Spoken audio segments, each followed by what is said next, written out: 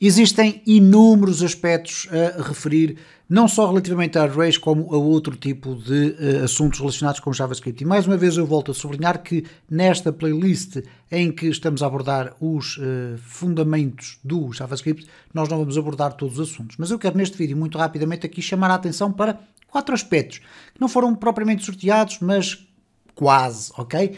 Então, é assim. Alguns aspectos adicionais sobre os arrays. Os arrays são copiados por referência. Já falámos aqui isso num outro vídeo relativamente a objetos.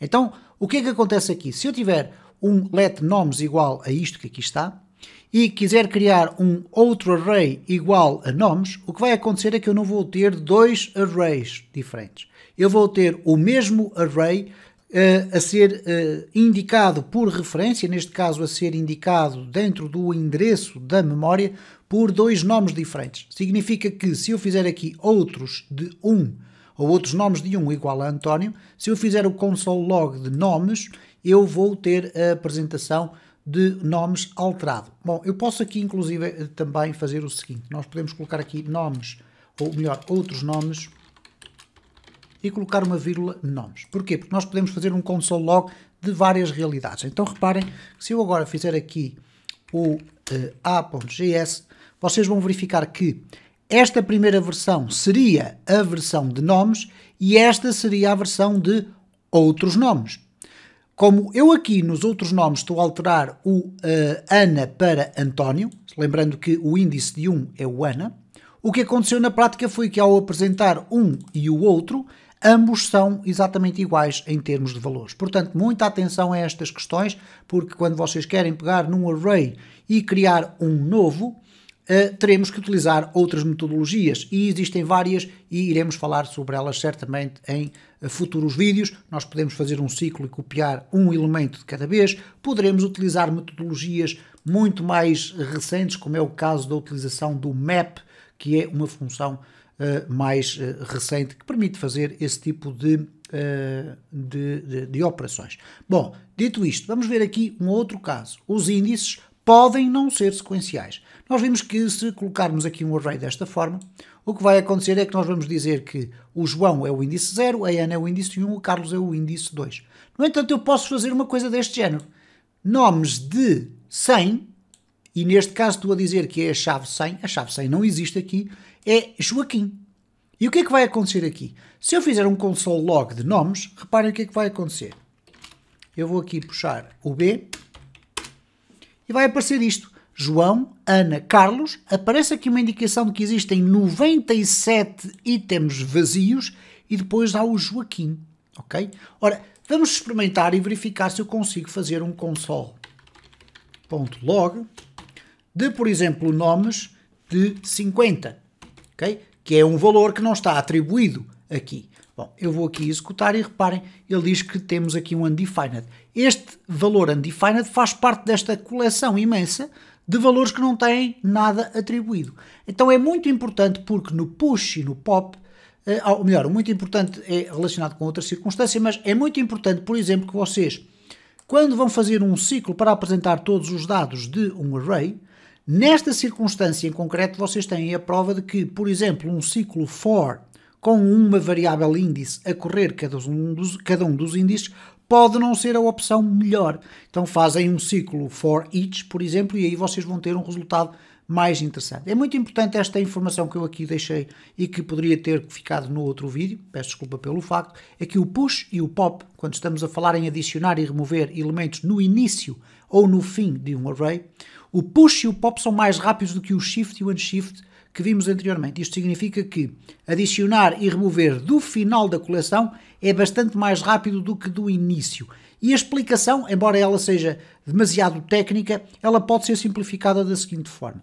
É muito mais fácil adicionar mais um índice do que ter que refazer os índices todos de um array. Reparem que se eu remover um elemento do início, o que é que vai acontecer? Todos os elementos que tinham um índice atribuído vão ter que ser recalculados esses índices no sentido de passarem a ter novo índice 0 e por aí fora. Enquanto que quando eu adiciono mais um, os índices todos que existiam não sofrem alterações, apenas é acrescentado mais um índice, ok? Bom, vamos avançar rapidamente aqui para o exemplo C.